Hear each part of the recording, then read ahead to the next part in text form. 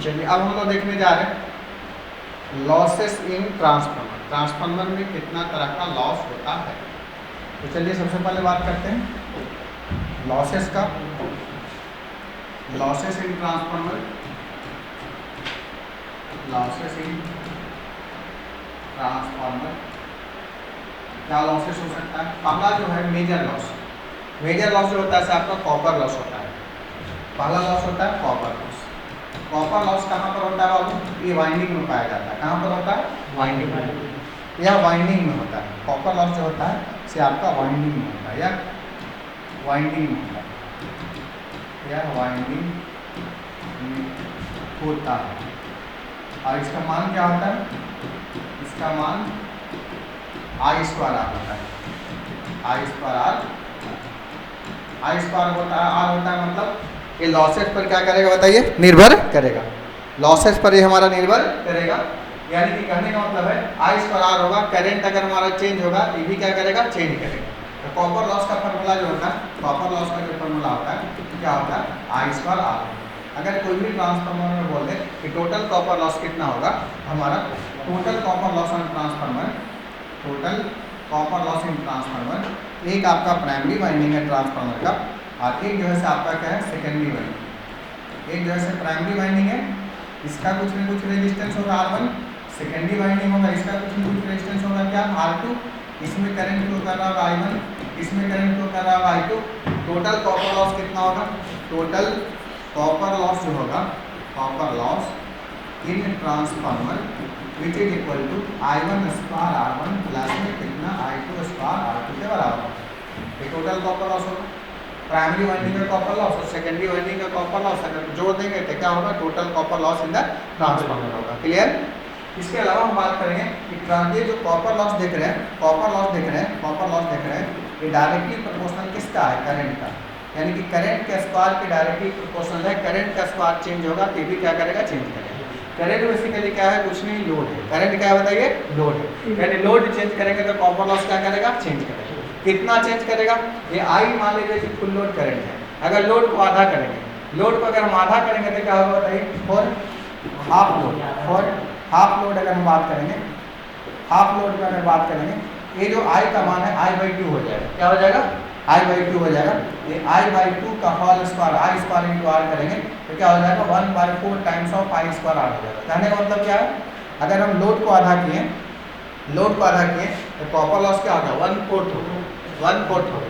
यानी कि हम फार्मूला एक निकाल रहे हैं कि कॉपर लॉस है, कॉपर लॉस है, copper loss at x fraction of load. कितना? X fraction of load.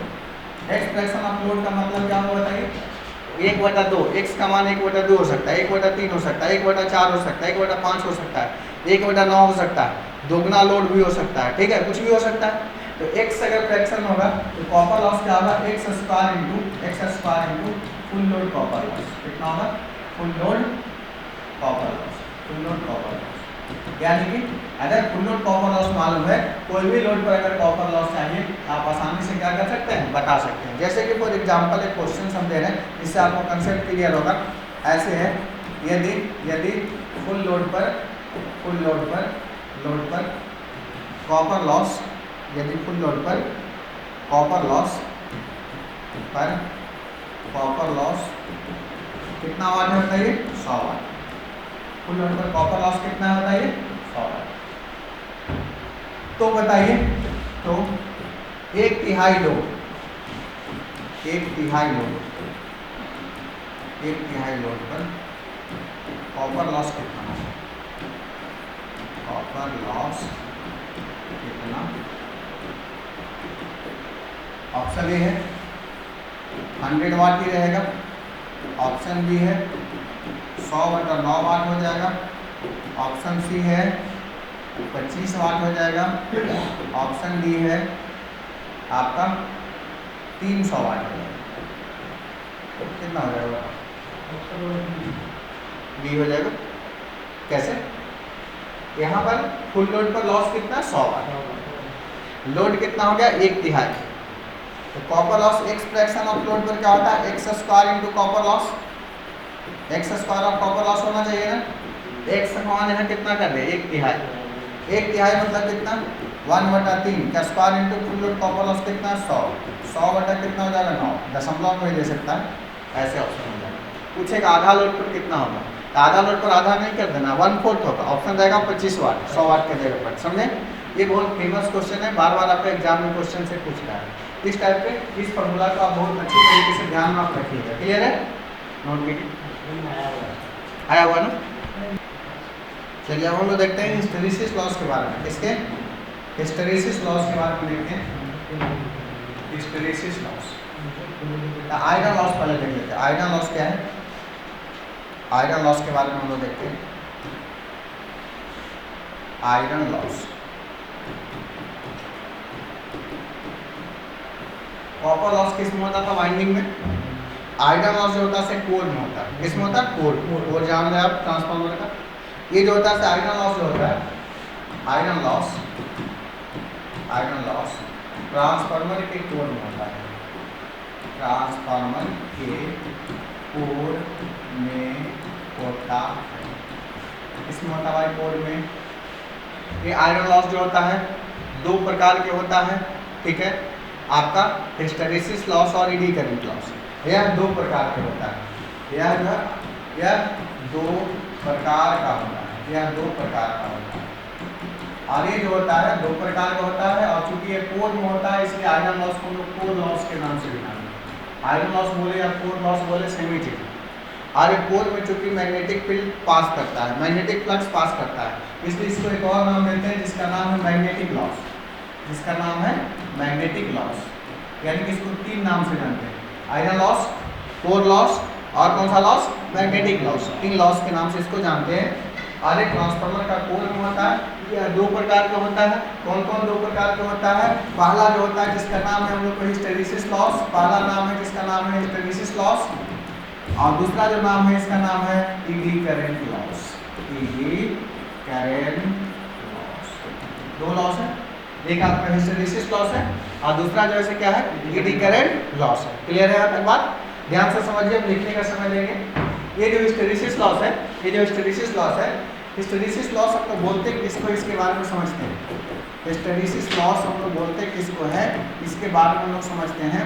Hysteresis loss है ये losses due to the magnetic reversal, magnetic reversal के कारण जो लॉस होता है उसको हम लोग बोलते हैं हिस्टैरिसीस लॉस। मैग्नेटिक रिवर्सल कहने का मतलब क्या हुआ, कभी मैग्नेटाइज होना मैग्नेटिक मटेरियल को, कभी डीमैग्नेटाइज होना, कभी मैग्नेटाइज होना, कभी डीमैग्नेटाइज होना, यानी कि उसमें एनर्जी कभी आना कभी जाना, यानी कभी मैग्नेटिक फील्ड आना कभी मैग्नेटिक फील्ड उससे जाना, इसको मैग्नेटाइज और डीमैग्नेटाइज बोलते हैं। उसी को बोलते हैं मैग्नेटिक रिवर्सल। रिवर्सल मतलब कभी अप कभी डाउन, कभी अप, रिवर्स मतलब आप है तो डाउन में आएगा, डाउन है तो अप में आएगा, यानी कभी मैग्नेटाइज करेगा कभी डीमैग्नेटाइज करेगा, उसी को बोलते हैं हम लोग मैग्नेटिक रिवर्सल, जिसके कारण लॉस होता है उसको बोलते हैं हिस्टैरिसीस लॉस। यानी कि हम लोग बोल सकते हैं the losses due to the magnetic reversal is called hysteresis loss. The losses due to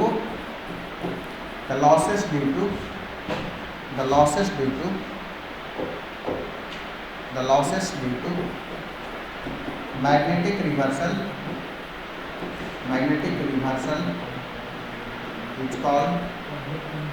is called hysteresis loss। Magnetic reversal के कारण जो लॉस होता है उसको क्या बोलते हैं हम लोग, हिस्टैरिसीस लॉस। ये बेसिकली होता क्या है मैग्नेटिक रिवर्सल के कारण, देखो क्या होता है समझो। सबसे पहले देखो, मान लीजिए कि कोई भी मैग्नेटिक मटेरियल, इसको हम लोग एक तरह का हिस्टैरिसीस लूप भी बोलते हैं। मान लो कि कोई भी मैग्नेटिक मटेरियल है, कुछ भी मान लिया जाए, फॉर एग्जांपल देखो ये मान लिया जाए कि फॉर एग्जांपल एक करंट एक्सिस है, एक क्या है करंट एक्सिस है, दूसरा कौन सा एक्सिस है, फ्लक्स एक्सिस है। करंट फ्लो करेगा तभी फ्लक्स उत्पन्न होगा, अदरवाइज नहीं होगा। तो सबसे पहले मान लीजिए कि कोई मैग्नेटिक मटेरियल में हम अल्टरनेटिंग करंट हम देंगे, एसी करंट देंगे, तो क्या होगा बताइए। सबसे पहले क्या होगा, मैग्नेटाइज होगा, फिर क्या होगा डीमैग्नेटाइज होगा। मैग्नेटाइज होगा तो इसका जो कर्व जाएगा आपका इस तरीके से कुछ जाएगा, देखो सबसे पहले मैग्नेटाइज होगा, ऐसे हो गया, इसके बाद सैचुरेशन हो गया, इसके बाद अब मैग्नेटाइज नहीं होगा, उसके बाद क्या होगा, सीधा फिर लाइन हो जाएगा। यानी कि जैसे हम करंट बढ़ाएं, तो करंट बढ़ाने से क्या होगा बताइए, ये मैक्सिमम मैग्नेटिक फील्ड इसको मिला, फिर क्या होगा, ये डिक्रीजिंग ऑर्डर में आ जाएगा, डिक्रीजिंग ऑर्डर में जाएगा तो क्या होगा, डीमैग्नेटाइज होगा, डीमैग्नेटाइज होगा, ऐसे डीमैग्नेटाइज होगा, फिर यहाँ से आके फिर क्या होगा, मैग्नेटाइज होगा। फिर यहाँ से आगे फिर क्या होगा, बताइए, मैग्नेटाइज होगा ऐसे ऐसे, फिर क्या होगा, डिमैग्नेटाइज होगा, फिर डिमैग्नेटाइज होगा, मैग्नेटाइज होगा, डिमैग्नेटाइज होगा, मैग्नेटाइज होगा, ये प्रोसेस चलते रहता है। अब यहाँ देखिए, सबसे पहले मैग्नेटाइज हुआ था, फिर डिमैग्नेटाइज हुआ, फिर क्या होगा, मैग्नेटाइज हुआ, ऐसे हुआ। अब यहाँ पर दो नन लिनियरिटी बन गया। दो नन लिनियरिटी कौन कौन सा बन गया है? एक जो है ये वाला नन लिनियरिटी है, ये वाला नन लिनियर जो है इसको हम लोग बोलते हैं आपका, इसको हम लोग बोलते हैं हिस्टेरिसिस नन लिनियरिटी, और इसको बोलते हैं ये वाला को saturation non linearity, saturation non linearity, और इसको बोलते हैं हम लोग hysteresis non linearity. Non linearity क्यों बोलते हैं? क्योंकि लिनियर हम उसी को बोलते हैं जो straight line passing through origin हो। क्या ये स्ट्रेट लाइन है? नहीं, कर्व हो गया, ये लिनियर नहीं है, नन लिनियर। ये नन लिनियर क्यों आया? क्योंकि मैग्नेटिक मटेरियल सैचुरेट कर गया। कहने का मतलब सैचुरेट किसको बोलते हैं? जैसे कि हम आपको पढ़ाना चालू किए, अभी आधा घंटा पढ़ाएं, 1 घंटा पढ़ाएं, 2 घंटा पढ़ाएं, बैठले रहे 10 घंटा तक, क्या होगा, आपका दिमाग फिर एक्सेप्ट करना बंद कर देगा, यानी आपका दिमाग क्या चला जाएगा, सैचुरेशन स्टेट में चला जाएगा। हम इनपुट दे रहे हैं लेकिन आप समझ नहीं पा रहे, तो क्या हो गया, आपका दिमाग सैचुरेट कर गया। इसी तरह से कोई भी मटेरियल को अगर मान लीजिए कि करंट प्रोवाइड कर रहे हैं, उससे करंट फ्लो कर रहा है, करंट को बढ़ाते जाएंगे तो फ्लक्स बढ़ते जाएगा, लेकिन एक लेवल तक ही बढ़ेगा, उससे ज़्यादा करंट अगर हम बढ़ा देंगे उसमें, तभी फ्लक्स भी बढ़ना बंद कर देगा। तो जब बंद कर देगा तो उसी को बोलते हैं सैचुरेट कर जाना, मैग्नेटिक सैचुरेशन उसको बोलते हैं। क्लियर है? तो मैग्नेटिक सैचुरेशन के कारण से नन लिनियरिटी बना है, इसीलिए इसको बोलते हैं सैचुरेशन नन लिनियरिटी। क्लियर है? और एक रिवर्स होने के कारण एक लूप बन गया है हिस्टेरिसिस नन लिनियरिटी के कारण, इसलिए इस लूप को हम लोग बोलते हैं हिस्टेरिसिस लूप। हिस्टेरिसिस लूप, इसको हम लोग हिस्टेरिसिस लूप भी बोलते हैं। ठीक है? क्यों हिस्टेरिसिस लूप बोलते हैं? क्योंकि ये हिस्टेरिसिस नन लिनियरिटी के कारण से क्लोज पाथ बन गया है। क्लोज पाथ को बोलते हैं लूप, इसलिए इसको बोलते हैं हम लोग हिस्टेरिसिस लूप। ये क्लियर है? और इस हिस्टेरिसिस लूप के अंदर जो एरिया बाउंडेड होता है उसको हम लोग बोलते हैं हिस्टेरिसिस लॉस। और ये जो है सो देखिए, यहाँ पर देखिए क्या है, यहाँ पर करंट जो है, अरे यार कहाँ जा रहा है, यहाँ पर जो है करंट देखो, यहाँ पर क्या है बताइए, कहाँ जा रहा है, यहाँ पर देखो करंट जो है, यहाँ पर देखो करंट क्या है, यहाँ पे करंट देखो, यहाँ पे इस पॉइंट पर देखो करंट का मैक्सिमम है, यहाँ पे मैक्सिमम करंट अप्लाई किए, इधर से फ्लक्स भी आपका मैक्सिमम, यहाँ पर क्या है, करंट भी मैक्सिमम है और फ्लक्स भी मैक्सिमम, ऐसा कुछ। इस पॉइंट पे देखिए, आप कोऑर्डिनेट ज्योमेट्री अगर पढ़े होंगे, यहाँ पर देखो इस पॉइंट पे क्या है बताइए आपका, इस पॉइंट पे करंट क्या है बताइए, इस पॉइंट पे करंट नेगेटिव है, लेकिन यहाँ पर फ्लक्स क्या है, 0 है ना, यहाँ पर फ्लक्स क्या है, 0, करंट क्या है बताइए, कुछ वैल्यू है, यहाँ पर क्या बताओ, यहाँ पे करंट 0 है लेकिन फ्लक्स का कुछ वैल्यू है।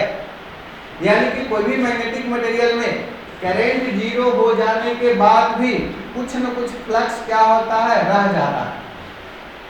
कोई भी मैग्नेटिक मटेरियल में करंट 0 होने के बाद भी कुछ न कुछ उसमें फ्लक्स रह जाता है, जिसको बोलते हैं रेसिडुअल फ्लक्स। रेसिडुअल फ्लक्स किसको बोलेंगे? वह फ्लक्स जबकि मैग्नेटिक मटेरियल में करंट 0 होने के बावजूद भी उसमें वह फ्लक्स बच जाता है, उस फ्लक्स को हम लोग बोलते हैं रेसिडुअल फ्लक्स। ये जो होता है, इस फ्लक्स को हम लोग क्या बोलेंगे, फायर। इस फायर को हम लोग क्या बोल रहे हैं, residual flux, RESUDUAL, residual flux. Residual flux मतलब जैसे पुराने जमाने के मान लीजिए कोई चीज औजार वगैरह हथियार है राजा का, तो नहीं बोलते रेसिडुअल टाइप का एकदम है, पुराना लग रहा है, उस टाइप से। रेसिडुअल क्या है, करंट खत्म हो जाने के बावजूद भी कुछ उसमें फ्लक्स बच जाता है, इस फ्लक्स को बोलते हैं हम लोग क्या, रेसिडुअल फ्लक्स। और रिटेन जिस फ्लक्स को बच जाता है, एक प्रॉपर्टी होता है, क्यों ऐसा होता है, उस प्रॉपर्टी को बोलते हैं रिटेंटिविटी। यानी रिटेंटिविटी प्रॉपर्टी के कारण मैग्नेटिक मटेरियल में कुछ फ्लक्स रह जाता है, कब तक, जब करंट 0 हो जाता है तब भी रह जाता है।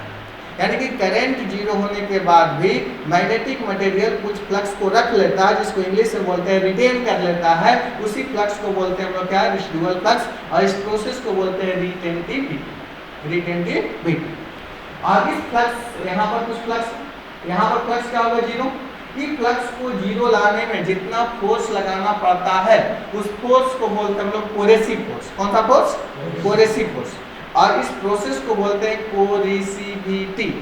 यानी यहाँ दो प्रोसेस है, एक रिटेंटिविटी, दूसरा कोरिसिविटी। रिटेंटिविटी क्या है? मैग्नेटिक मटेरियल में करंट जीरो होने के बाद भी फ्लक्स को रह जाना को बोलते हैं हम लोग रिटेंटिविटी। और ये हमारा मैग्नेटिक मटेरियल जो फ्लक्स रिसीडुअल फ्लक्स है उसको जीरो लाने में जितना बल लगाना पड़ता है उस बल को बोलते हैं कोरेसिव फोर्स, और इस प्रोसेस को बोलते हैं कोरेसिविटी। यहाँ तक बात क्लियर है? यहाँ देखो मैक्सिमम वैल्यू ऑफ करंट और maximum value of flux simultaneously है। साइमल्टेनियसली मतलब एक साथ है, लेकिन जीरो वैल्यू ऑफ करंट और जीरो वैल्यू ऑफ फ्लक्स एक साथ नहीं है। And maximum value of flux and maximum value of current occurring simultaneously, but zero value of current and zero value of flux not occurring simultaneously. Clear है? अब hysteresis loss किसको बोलेंगे? ये जो एरिया बना है हिस्टैरिसीस लूप के कारण, area bounded by hysteresis loop is called hysteresis loss. यानी जिस मटेरियल का एरिया ज्यादा होगा उसका हिस्टैरिसीस लॉस क्या होगा? ज्यादा होगा। इस ये कम होगा वो क्या होगा? हिस्टैरिसीस लॉस क्या होगा? कम होगा। यहाँ पे बात क्लियर है? इसको एक एक चीज लिखिए, बाकी हम इसको दिखा देते हैं। और नोट कीजिए इसको। हाँ, इसके बाद नोट कीजिए आप, इसके बाद नोट कीजिए क्या करंट जीरो होने के बाद भी कुछ फ्लक्स यहाँ पर क्या होता है? रह जाता है। इस फ्लक्स को हम लोग क्या बोले थे अभी जस्ट समझे हैं? Residual flux. कोई भी मैग्नेटिक मटेरियल में करंट जीरो होने के बाद भी जो फ्लक्स रह जाता है उसको क्या बोलते हैं? Residual flux. इसके बाद पॉइंट बाय पॉइंट करके लिखते जाइए। सर वो नन क्या लिखा हुआ है? क्या? None linearity. नन लीनियरिटी, ठीक है? चलिए लिखिए अगला पॉइंट। मैग्नेटिक मटेरियल में मैग्नेटिक मटेरियल में मैग्नेटिक मटेरियल में मैग्नेटिक मटेरियल में मैग्नेटिक मटेरियल में करंट जीरो के बाद भी, करंट जीरो हो जाने के बाद भी, करंट जीरो हो जाने के बाद भी, करंट जीरो हो जाने के बाद भी कुछ फ्लक्स बच जाता है, कुछ फ्लक्स बच जाता है, कुछ फ्लक्स बच जाता है जिसे रेसिडुअल फ्लक्स कहा जाता है। जिसे रेसिडुअल फ्लक्स रेसिडुअल फ्लक्स कहा जाता है, जिसे रेसिडुअल फ्लक्स कहा जाता है। इसे हम लोग क्या बोलते हैं? रेसिडुअल फ्लक्स, जिसे हम लोग रेसिडुअल फ्लक्स कहा जाता है। क्लियर? और इसी को पैराग्राफ चेंज करके लिखिएगा। और इस फ्लक्स रहने की प्रक्रिया को, और इस फ्लक्स रहने की प्रक्रिया को, और इस फ्लक्स रहने की प्रक्रिया को, और इस फ्लक्स रहने की प्रक्रिया को रिटेंटिविटी कहा जाता है। क्या कहा जाता है? रिटेंटिविटी। रिटेंटिविटी कहा जाता है। रिटेंटिविटी कहा जाता है। ठीक है? अगला पॉइंट, रेसिडुअल फ्लक्स को जीरो करने में, रेसिडुअल फ्लक्स को जीरो करने में, रेसिडुअल फ्लक्स को जीरो करने में, रेसिडुअल फ्लक्स को जीरो करने में, रेसिडुअल फ्लक्स को जीरो करने में जितना फोर्स लगाना पड़ता है, फोर्स मतलब बल, जितना फोर्स लगाना पड़ता है, जितना बल लगाना पड़ता है उसे उसे उसे कोहेसिव फोर्स, कोहेसिव, जिसे कोहेसिव फोर्स, कोहेसिव फोर्स कहा जाता है। जिसे कोहेसिव फोर्स कहा जाता है, जिसे कोहेसिव फोर्स कहा जाता है। और इस प्रोसेस को, और इस प्रोसेस को, और इस प्रोसेस को, और इस प्रोसेस को, और इस प्रोसेस को कोरेसिविटी कहते हैं। और इस प्रोसेस को कोरेसिविटी कहते हैं। इस प्रोसेस को क्या बोलते हैं? कोरेसिविटी। या कोहेसिविटी, कोहेसिविटी, और इस प्रोसेस को हम लोग कोहेसिविटी कहते हैं। इस प्रोसेस को कोहेसिविटी कहा जाता है। इस प्रोसेस को कोहेसिविटी कहा जाता है। क्लियर है यहाँ तक बात? और इसमें जो एरिया होता है इसका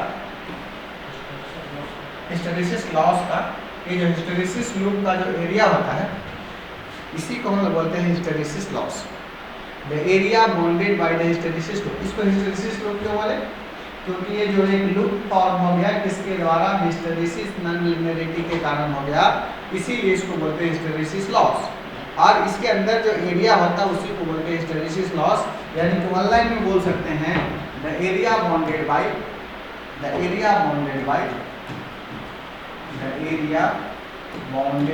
बाउंडेड मतलब घेरा, bounded by hysteresis loop it's called hysteresis loss. Hysteresis loop is called hysteresis loss. इसको हम लोग क्या बोलेंगे? hysteresis loss बोलेंगे। Clear? The area bounded by the hysteresis loop is called as hysteresis loss. Clear?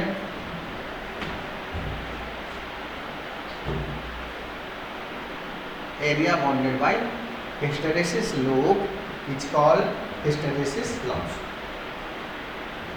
इसका mathematical formula भी होता है सर, इसका मैथमेटिकल फार्मूला भी होता है। इसका मैथमेटिकल फार्मूला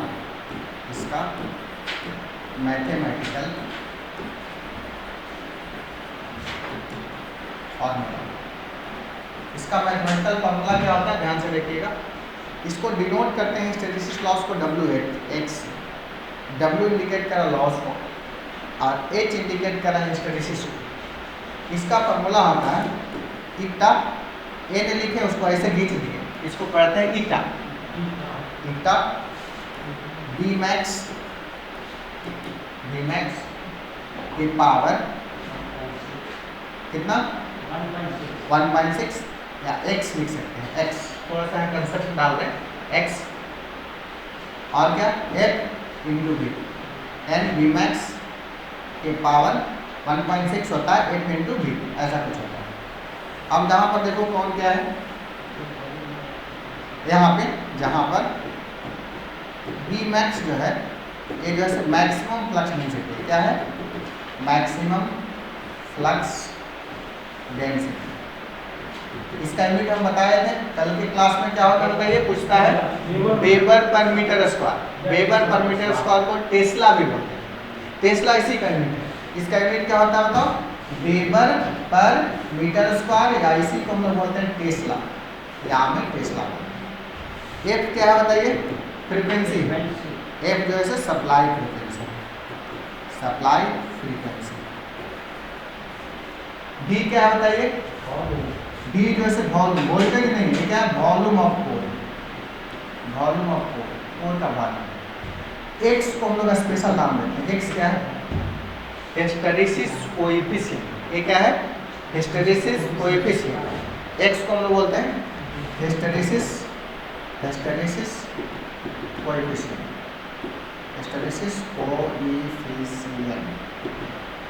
और इसका मान जो होता है 1.5 से लेके 2.5 के बीच होता है। कितना होता है एक्स का मान? 1.5 से 2.5 के बीच होता है। तो एक्स इक्वल टू जो है 1.5 से लेकर के 2.5 के बीच होता है, और एक्स इक्वल टू होता है 1.64 सिलिकॉन। इसके लिए फॉर सिलिकॉन। और हम पिछले क्लास में भी बताए थे कि मोस्ट ऑफ द मशीन का कोर किससे बनता है? सिलिकॉन स्टील से बनता है। मोस्ट ऑफ द कोर में डीसी मशीन का, ट्रांसफार्मर का, इंडक्शन मशीन का, सिंक्रोनस मशीन का, सभी का कोर आपका सिलिकॉन से ही बनता है। इसलिए x के जगह पर डायरेक्टली हम लोग फार्मूला में कितना कर देते हैं? 1.6। एक हम लोहा लेंगे तो लोहा का लगभग 2 के आसपास होता है, तो पावर 2 होगा तो और लॉस बढ़ जाएगा। और दूसरा मटेरियल लेंगे एल्युमिनियम, तो कुछ अलग होगा। लेकिन मोस्ट ऑफ द केस में होता है सिलिकॉन का बनाते हैं। इसीलिए हिस्टैरिसीस लॉस का फार्मूला जो है ईटा बी मैक्स के पावर डायरेक्टली लिख देते हैं 1.6 F इंटू बी के बराबर लिख देते हैं सर। नहीं तो यहाँ पर x होगा, यानी कि x का मान मटेरियल पर निर्भर करेगा। 1.6 गारंटेड नहीं कि 1.6 से होगा, ये सिलिकॉन का कोर बनाते हैं इसलिए 1.6 है। अगर कोर हम अलग मटेरियल का बनाएंगे तो हिस्टैरिसीस लॉस का फार्मूला बदल जाएगा, जो कि मैक्सिमम बुक में नहीं लिखा है, जो कि मैक्सिमम बुक में नहीं लिखा है, ठीक है। लेकिन x का मान मटेरियल पर चेंज होता है। 1.6 इसीलिए है कि मोस्ट ऑफ द मशीन का जो कोर बनता है किससे, सिलिकॉन, इसलिए ऐसा है। क्लियर। और ये जो ऐसे इस ईटा को हम लोग बोलते हैं स्टीमेंस कांस्टेंट, इसको बोलते हैं हम लोग स्टीमेंस कांस्टेंट। क्यों स्टीमेंस कांस्टेंट बोलते हैं इसको, क्योंकि ये जो फार्मूला जो दिए थे एक साइंटिस्ट थे, उनका नाम ही था स्टीमेंस, इसीलिए इस फार्मूला का नाम पड़ गया, ये वाला फार्मूला का नाम पड़ गया स्टीमेंस फार्मूला। इस फार्मूला को हम लोग क्या बोलते हैं, स्टीमेंस फार्मूला, स्टीमेंस फार्मूला। इस फार्मूला को हम लोग बोलते हैं स्टीमेंस फार्मूला। और इसमें जो कांस्टेंट आता है, इस कांस्टेंट को बोलते हैं स्टीमेंस कांस्टेंट। क्लियर है। ये है हमारा हिस्टैरिसीस लॉस। क्लियर है। तो हिस्टैरिसीस लॉस को बहुत सारा केस भी है कि अगर हमारा V/F रेशियो कांस्टेंट होगा तो क्या होगा, V/F रेशियो कांस्टेंट नहीं होगा तो क्या होगा, वो सब केस आगे डिप्लोमा बीटेक वाला का बात है। लेकिन हम लोग को ये फार्मूला को जानना हम लोग को जरूरी है। क्लियर है। नोट कीजिए, बैक करते हैं।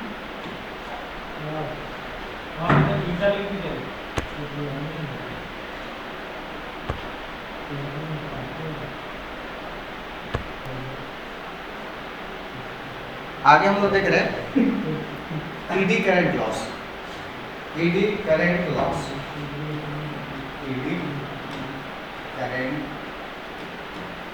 लॉस। बोलिए। ईटा का मान कुछ होता होगा ना? हाँ, फिक्स मान कुछ होता है, उसका मान होता है एग्जैक्ट, अभी थोड़ा सा मिस कर रहे हैं, मान होता है उसका, ठीक है। कांस्टेंट है तो मान होगा। कांस्टेंट है तो मान होगा। ईडी करंट लॉस में क्या होता है, बेसिकली ध्यान दीजिए, ये जो ट्रांसफार्मर है, ईडी करंट लॉस जो होता है ट्रांसफार्मर का कोर में होता है। और कैसे होता है देखिए,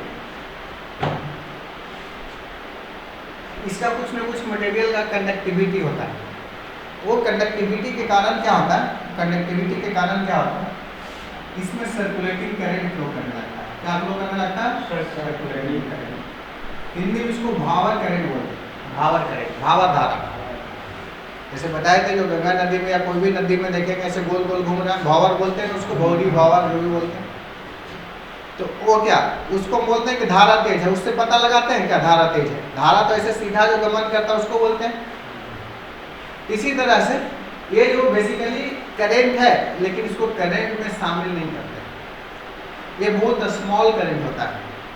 कैसे, क्यों नहीं शामिल करते, क्योंकि इसको मेजर नहीं कर सकते। कैसे नहीं मेजर करेंगे, करंट मेजर के लिए क्या, मान लीजिए कि वायर है फॉर एग्जांपल, इसमें अगर हम करंट अगर हम मेजरमेंट के लिए चाहेंगे तो क्या इसका सीरीज में एमीटर लगाएंगे तभी ना मेजर होगा। अब मान लीजिए कि ये प्लेट होगा, ये मान लीजिए ऐसा कुछ प्लेट, अब इसमें कहीं गोल गोल घूम रहा था, कहाँ एमीटर लगाइएगा बताओ, कहाँ लगेगा, नहीं ना लग पाएगा, तो मेजर हो पाएगा, नहीं मेजर होगा। यानी ईडी करंट जो है से एक तरह का क्या है, नॉन मेजरेबल करंट। और ये होता किस कारण से है, मटेरियल का कंडक्टिविटी अधिक होने के कारण उससे सर्कुलेटिंग करंट फ्लो करने लगता है। इसी सर्कुलेटिंग करंट को हम लोग बोलते हैं ईडी करंट। और इस करंट के कारण जो लॉस होता है उसको बोलते हैं ईडी करंट लॉस। ये जो है ये हमारा सर्कुलेटिंग करंट है, this is the circulating current, ये जो सर्कुलेटिंग करंट, इसी सर्कुलेटिंग करंट को हम लोग बोलते हैं ईडी करंट, इसी सर्कुलेटिंग करंट को बोलते हैं ईडी करंट। ठीक है। यानी कि हाई कंडक्टिविटी के कारण, हाई कंडक्टिविटी के कारण, हाई कंडक्टिविटी के कारण मैग्नेटिक मटेरियल में, मैग्नेटिक मटेरियल में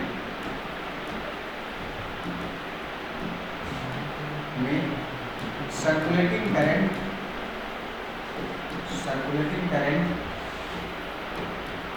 फ्लो करता है, जिसे ईडी करंट कहते हैं, ईडी करंट कहते हैं।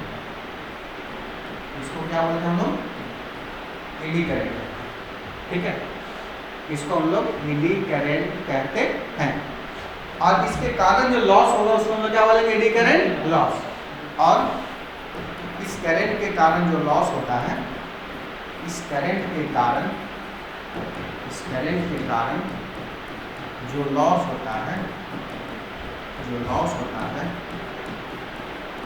उसे एडी करंट लॉस है, उसे एडी करंट लॉस कहते हैं।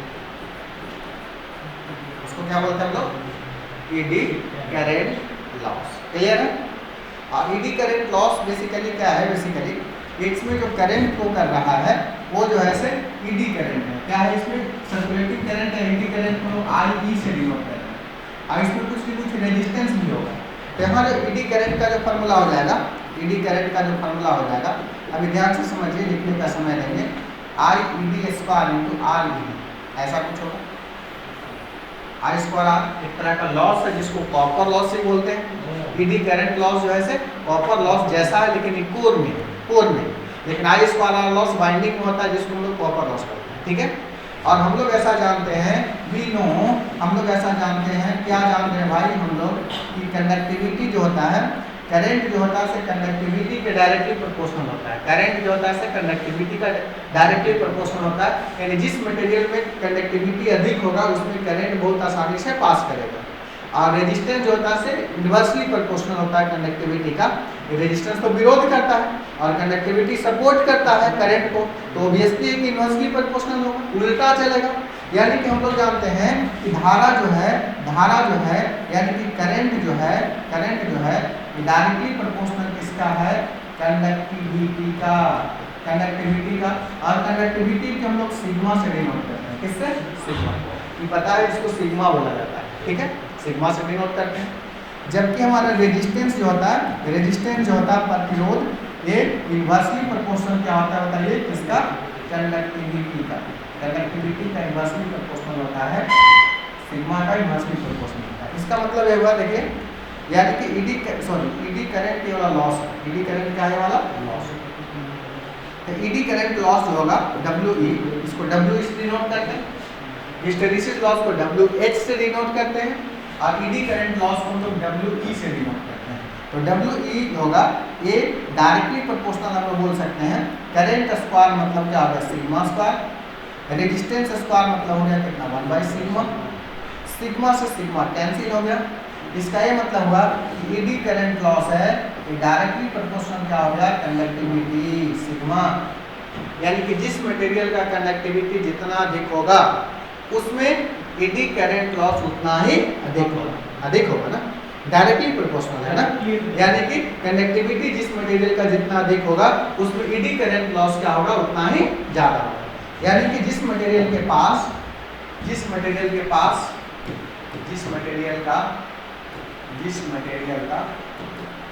कंडक्टिविटी जितना अधिक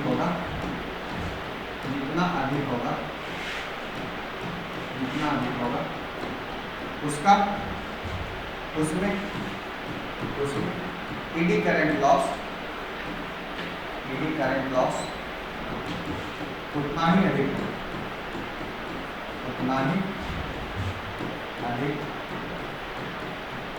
ठीक है, जितना अधिक, क्योंकि डायरेक्टली प्रोपोर्शनल है। जैसे उसका एक मैथमेटिकल फार्मूला था किसका, हिस्टैरिसीस लॉस का। इस तरह से ईडी करंट लॉस का भी मैथमेटिकल फार्मूला होता है। इसका एक मैथमेटिकल फार्मूला होता है, यानी कि mathematical formula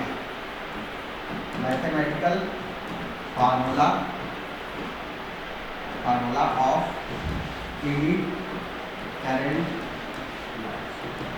ED current loss का भी मैथमेटिकल फार्मूला है। ये जो है आपका WE है, ईडी करंट लॉस। इसका फार्मूला था कांस्टेंट में ईटा के जगह पर K होता है। यहाँ पे Bmax के पावर यहाँ पर 2 होता है डायरेक्टली। यहाँ हिस्टैरिसीस कोएफिशिएंट नहीं, ये ईडी करंट है जो कि 2 फिक्स होता है, ये मटेरियल पर वैरी नहीं करता है। 2 F square into T square into small b, ये फार्मूला ईडी करंट लॉस का, जहाँ पर के एक क्या है, कांस्टेंट है, के कांस्टेंट है। बी मैक्स जो है से मैक्सिमम फ्लक्स डेंसिटी है, मैक्सिमम फ्लक्स डेंसिटी है। एफ जो है से आपका सप्लाइड फ्रीक्वेंसी है, सप्लाइड फ्रीक्वेंसी है। टी जो है थिकनेस ऑफ लैमिनेशन है, थिकनेस ऑफ लैमिनेशन है। और स्मॉल भी जो है volume of body, volume of, समझ लो बात को। ईडी करंट लॉस का फॉर्मूला यह हुआ, और हिस्टैरिसीस लॉस का फॉर्मूला जस्ट इसके पहले बताए थे, ईटा बी मैक्स के power 1.6 F into V. Eddy current loss का फॉर्मूला के बी मैक्स का square F square T square into V. Clear है, नोट कीजिए तक।